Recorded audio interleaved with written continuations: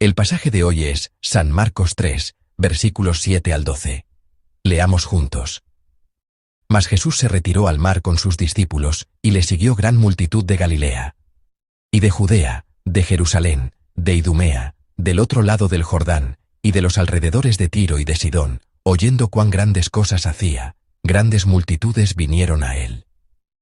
Y dijo a sus discípulos que le tuviesen siempre lista la barca, a causa del gentío, para que no le oprimiesen. Porque había sanado a muchos, de manera que por tocarle, cuantos tenían plagas caían sobre él. Y los espíritus inmundos, al verle, se postraban delante de él, y daban voces diciendo: Tú eres el Hijo de Dios. Mas él les reprendía mucho para que no le descubriesen. Amén. Compartiré la palabra bajo el título: Tú eres el Hijo de Dios. A la gente de hoy le gusta lo que es popular. Antiguamente, solo las celebridades o los políticos podían ser famosos, pero hoy en día, con la diversificación de los medios, incluso la gente común puede obtener la atención y la popularidad de las celebridades. En videos como los de YouTube, el número de vistas o de me gusta indica el nivel de popularidad de una persona, y en algunas redes sociales, el número de los llamados seguidores se cuenta y se convierte en un tema de gran interés y debate. La gente llega a considerar estos números como una medida del éxito. Viven dedicando todos sus esfuerzos a aumentar y mantener estas cifras. Parece que desean recibir atención, y cuando la reciben de muchos, sienten que han tenido éxito o que son valiosos. El pasaje de hoy registra la historia de nuestro Señor Jesús, quien caminó en una dirección completamente opuesta a esta tendencia humana. A pesar de la oposición de los fariseos y los líderes religiosos, la fama de Jesús se extendió por toda la tierra. Leamos juntos los versículos 7 y 8 del pasaje de hoy. Mas Jesús se retiró al mar con sus discípulos, y le siguió gran multitud de Galilea, y de Judea, de Jerusalén, de Idumea, del otro lado del Jordán, y de los alrededores de Tiro y de Sidón, oyendo cuán grandes cosas hacía, grandes multitudes vinieron a él. Amén.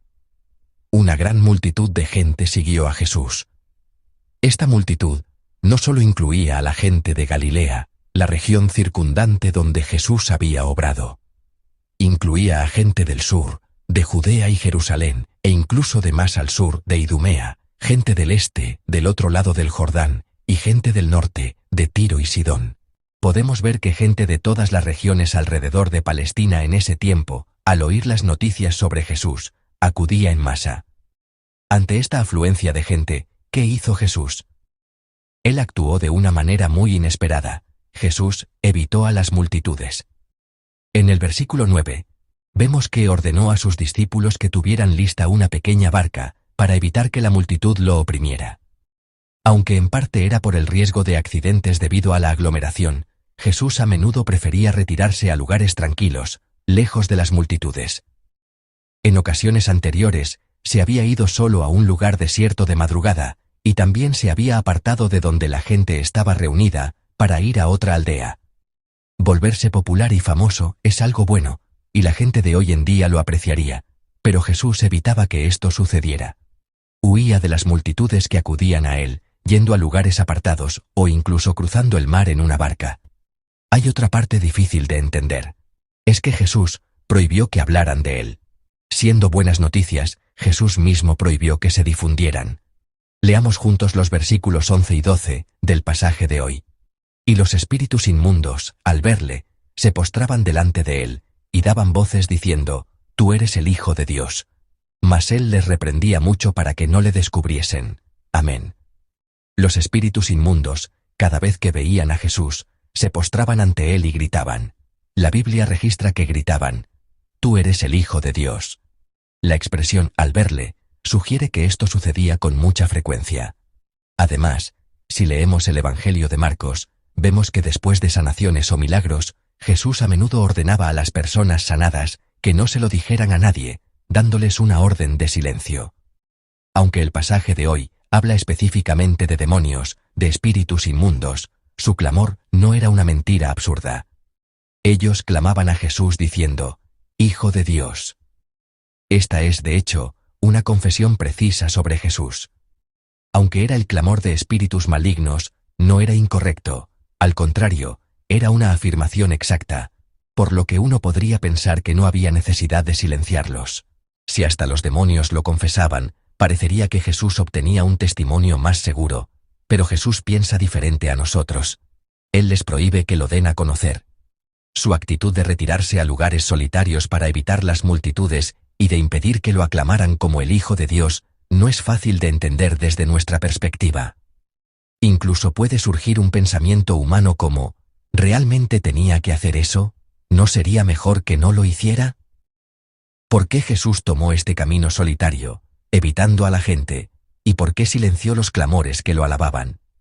La razón era para evitar malentendidos innecesarios y para revelarse a sí mismo con precisión. Primero, veamos por qué la gente acudía en masa.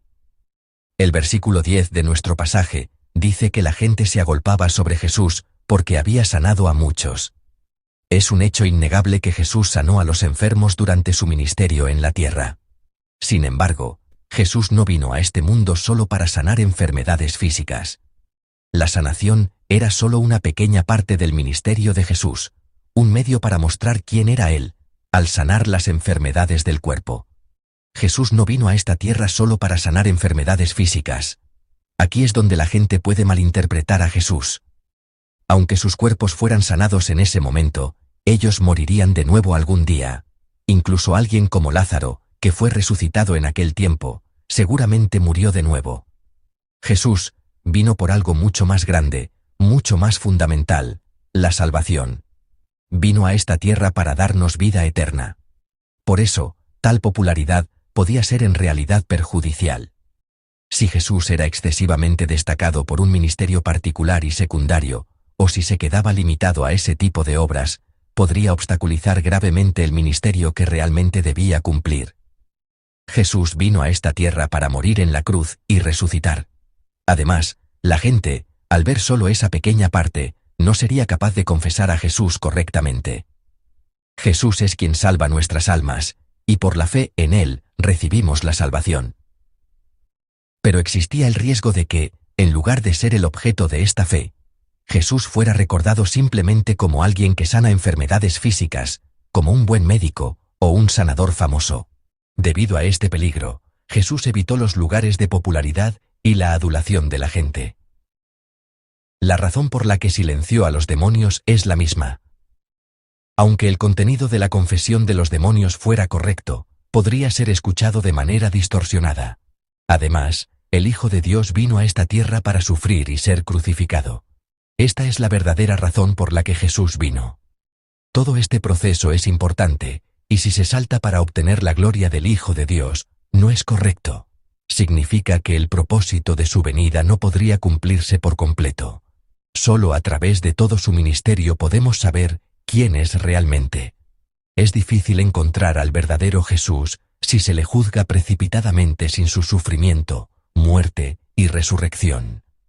Para esto, Jesús eligió un camino más solitario y pospuso la gloria y la alabanza para un poco más adelante.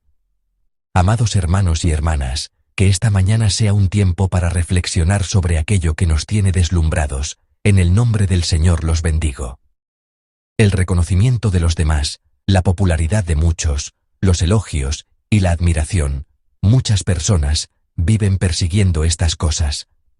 Pero nuestro Señor vivió evitándolas, porque había una esencia que podía quedar oculta por ellas, y un valor mucho más importante, la esencia que no se puede cambiar por nada, y el valor más importante y supremo, es nuestra salvación, y nuestra relación con Dios. Las demás cosas no son tan importantes. Que esta mañana sea un tiempo para reflexionar y examinar si no estamos persiguiendo cosas que de hecho, con el tiempo, o cuando llegue el momento de cerrar nuestros ojos por última vez, no consideraremos tan importantes. No permitamos que nuestro corazón sea robado por cosas secundarias. Vivamos enfocados en los valores esenciales, como nuestro Señor. La vida eterna y la salvación. No hay nada más importante que esto. Que este día de nuestros santos sea un día precioso y bendito, en el que no persigamos las cosas que tendremos que dejar ir cuando llegue el momento, sino que nos aferremos a las cosas que debemos sostener eternamente y no soltar. En el nombre del Señor los bendigo.